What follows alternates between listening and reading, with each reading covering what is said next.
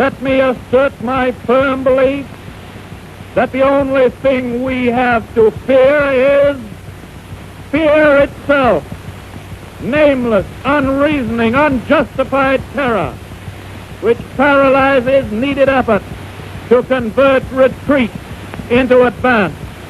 Imagine that you've heard those words before, and you probably know that they were spoken by President Franklin Delano Roosevelt during his 1933 inaugural address.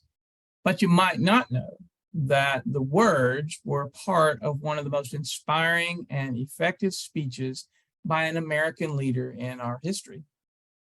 For more than a decade, Americans experienced years of prosperity and a very bullish market. Unfortunately, history has shown that the economic prosperity of the 1920s was really not sustainable, and that there were a number of indicators early on that things were not going to last. For example, there was a massive agricultural surplus in the years after World War I. Farmers produced huge food crops. However, they were unable to find overseas markets for their goods when European farms came back online after the war. Thus, we quickly saw agricultural prices slip, and many farmers were unable to make a profit. Cotton, while not food, was a good example. The price of cotton dropped from a high of over 20 cents a pound in 1918 to 5 cents a pound in the late 1920s.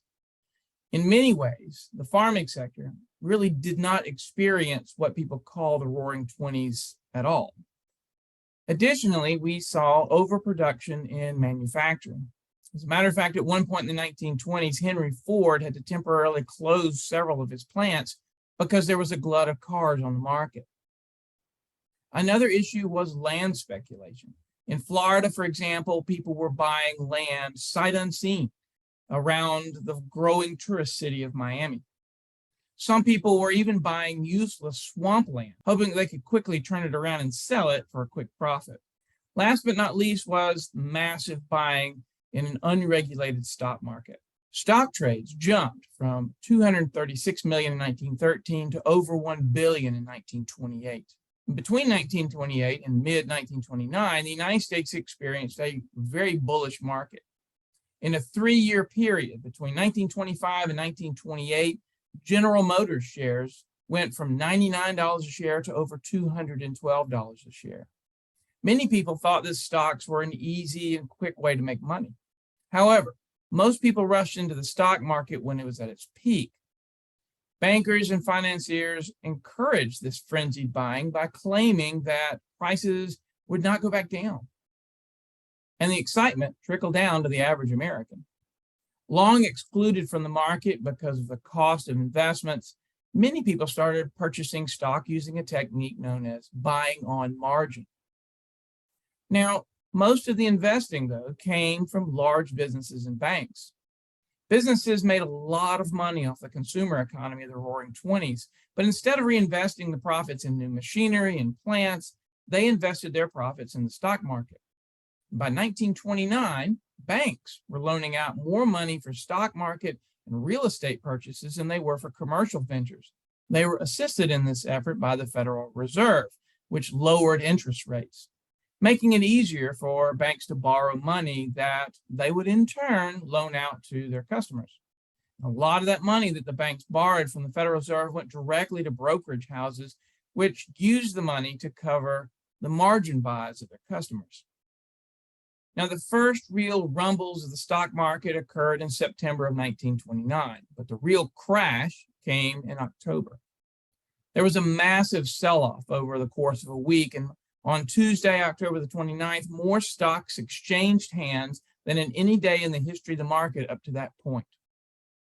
The value of most stocks dropped by half in a matter of days. General Motors dropped back to $98 a share, which was just about what it was in 1925. The selling trend continued for 2 more weeks, and brokers found that their customers could not put up enough money to cover their margin calls, and the brokers in turn sold off the stocks at a loss. Well, the crash had a tidal wave effect on the rest of the economy. Because banks had loaned out money that they could no longer collect, many had to close their doors. In a panic, customers withdrew more than $1 billion from the banks in 1931, and confidence in the banking system hit a historic low. Many people became cautious about what they bought, and because of the decreased purchasing, companies started making less money. The growing depression had a ripple effect around the world. U.S. exports declined by 70%, and in response, companies cut production. By 1932, U.S. manufacturing had declined by 54% from its 1929 level, and major industries like steel were running at 12% capacity. Stock prices also continued to drop over the next few years. General Motors reached a low at $8 a share in 1932. And by 1933, countless banks and hundreds of companies had closed their doors. The financial effects of the Depression had a real effect on the average American. Employees' wages dropped or disappeared altogether. In 1929, there were 1.6 million Americans out of work. But by 1932, that number had reached 12.8 million, or roughly 25% of the total workforce. And many Americans found themselves living on the streets. Well, this is the situation that President Roosevelt inherited when he took office on March the 4th, 1933. Talk about having to lead from the edge. Roosevelt had a huge task ahead, and the nation needed a true Superman to lead them. And I think that they really got one. Now, at this point, what I want to do is focus our attention on Roosevelt's speech. I hope to analyze the speech and talk about how I think Roosevelt modeled many of the strategies that Dennis Perkins writes about in his book, Leading at the Edge, as well as a number of the other things we've read. Let's open by going back to the beginning and listening to one of Roosevelt's opening statements. And I am certain that on this day, my fellow Americans expect that on my induction into the presidency, I will address them with a candor and a decision which the present situation of our people impels. This is preeminently the time to speak the truth, the whole truth, frankly and boldly. Nor need we shrink from honestly facing conditions in our country today. This great nation will endure as it has endured, will revive and will prosper. So first of all, let me assert my firm belief that the only thing we have to fear is fear itself, nameless, unreasoning, unjustified terror, which paralyzes needed effort to convert retreat into advance. Now, in that section, Roosevelt is clearly showing a sense of optimism, but he stayed grounded in reality. Roosevelt started out by making it clear that he planned to be candid with the American people, to tell them the honest state of the country, and to be clear about what he believed needed to be done. He also acknowledges that the nation faced a serious problem. But most importantly, Roosevelt ended his introduction with the two most recognized lines of the entire speech. This great nation will endure as it has endured, will revive and prosper. America, he tells his listeners, we will get through this. We will not only survive, but we will once again be strong. Like Ernest Shackleton, Roosevelt tried to refocus the American people on the positive and to give them needed hope. Then Roosevelt ends this excerpt saying, "The only thing we have to fear is fear itself." This is a wonderful example of Roosevelt trying to explain to his listeners that they need to understand that their situation is not fatal. Fear is what's holding them back. Americans, he's saying, are strong. And if they can overcome the fear and be part of the solution, the situation will change. In every dark hour of our national life, a leadership of frankness and of vigor has met with that understanding and support of the people themselves, which is essential to victory. And I am convinced that you will again give that support to leadership in these critical days. In such a spirit on my part and on yours, we face our common difficulties. They concern, thank God, only material things. Values have shrunk to fantastic levels. Taxes have risen. Our ability to pay has fallen. Government of all kinds is faced by serious curtailment of income. The means of exchange are frozen in the currents of trade. The withered leaves of industrial enterprise lie on every side. Farmers find no market for their produce, and the savings of many years in thousands of families are gone. More important, a host of unemployed citizens face the grim problem of existence, and an equally great number toil with little return.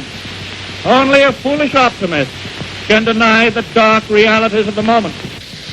And yet our distress comes from no failure of substance. We are stricken by no plague of locusts, compared with the perils which our forefathers conquered because they believed and were not afraid. We have still much to be thankful for. Here again, Roosevelt gave a pep talk. He stated that things were bad, but they could be worse. And he highlighted that Americans had gotten through worse. When talking about our forefathers, Roosevelt said that the forefathers had conquered because they believed and were not afraid. Roosevelt was stressing to Americans the importance of endeavoring in the face of adversity.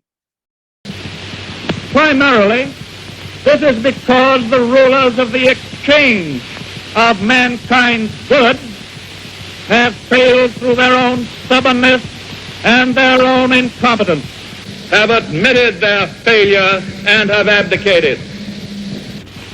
Practices of the unscrupulous money changers stand indicted in the court of public opinion, rejected by the hearts and minds of men. True, they have tried, but their efforts have been cast in the pattern of an outworn tradition. Faced by failure of credit, they have proposed only the lending of more money. Stripped of the lure of profit by which to induce our people to follow their false leadership, they have resorted to exhortation, pleading tearfully for restored confidence. They only know the rules of a generation of self-seekers. They have no vision, and when there is no vision, the people perish. No vision, and the people perish. One thing that you can definitely notice here, and even further along in his speech, is that Roosevelt was setting the stage for his own vision of how to get the nation back on track. Here he blamed the bankers and the financiers for the onset of the Depression and its continuance. Roosevelt did not and will not at any point in the speech point his finger at the American people. He makes it clear that it's not their fault. What I can say about the Great Depression is that Roosevelt was pretty much correct about where to place blame, but directing people's focus on a common enemy will also help unite them behind his leadership and his vision. Yes, the money changers have fled from their high seats in the temple of our civilization. We may now restore that temple to the ancient truth. I'd like to draw your attention to this short little phrase. Here, Roosevelt continued to attack the bankers and financiers, but he did so using symbolism, and not just any symbolism. He calls them the money changers and talks about how they have fled the temple. These are biblical references. This is important because these are references that many of his listeners would have understood.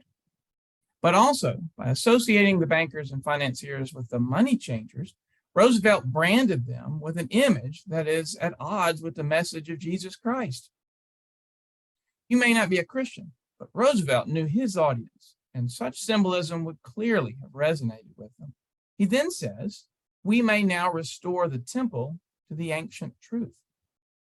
Well, this is pretty powerful because He was not only using symbolism, but he had created a team message that we are all in this together and we are on the side of the divine.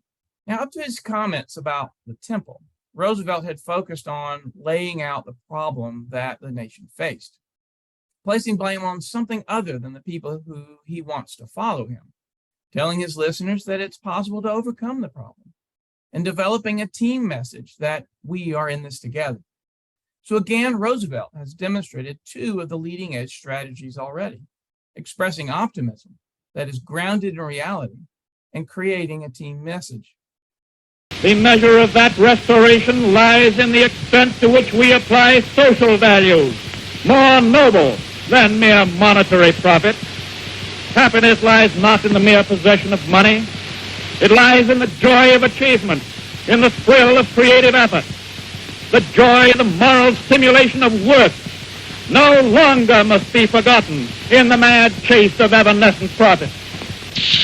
These dark days, my friends, will be worth all they cost us if they teach us that our true destiny is not to be ministered unto, but to minister to ourselves, to our fellow men. At this point, Roosevelt has made a shift. Here, he laid out his vision for tackling the Great Depression. In his speech, he tried to change the framework through which Americans viewed success. Roosevelt argued that Americans needed to embrace social values that were, as Roosevelt said, more noble than mere monetary profit. That actually fits with Kim Cameron's ideas in Good, Not Bad, Standards and Ethics in Managing Change. Roosevelt basically highlighted his virtuous fixed point. Recognition of that falsity of material wealth as the standard of success goes hand in hand with the abandonment of the false belief that public office and high political positions are to be valued only by the standard of pride of place and personal profit. And there must be an end to a conduct in banking and in business which too often has given to a sacred trust the likeness of callous and selfish wrongdoing. Small wonder that confidence languishes, for it thrives only on honesty, on honor, on the sacredness of obligations, on faithful protection, and on unselfish performance. Without them, it cannot live. Restoration calls, however, not for changes in ethics alone. This nation is asking for action, and action now. Our greatest primary task is to put people to work. This is no unsolvable problem if we face it wisely and courageously. It can be accomplished in part by direct recruiting by the government itself, treating the task as we would treat the emergency of a war, but at the same time, through this employment, accomplishing greatly needed projects to stimulate and reorganize the use of our great natural resources. Now, Roosevelt is telling the American people how he plans to tackle the Depression. And one of his strategies was to put people to work. Roosevelt recognized the dangers of idle hands during an emergency. In his book, Perkins talks about the importance of overcoming uncertainty with structure, which focuses the energy of a group and provides a sense of stability. Getting people to work was intended in large part to help people feel like they were moving forward, like they were making progress towards the goal of getting out of the Depression.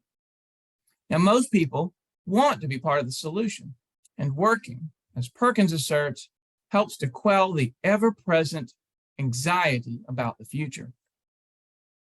FDR finishes his speech by saying, "We face the arduous days that lie before us in the warm courage of national unity, with the clear consciousness of seeking old and precious moral values, with the clean satisfaction that comes from the stern performance of duty by old and young alike, we aim at the assurance of a rounded, a permanent national life. We do not distrust the future of essential democracy.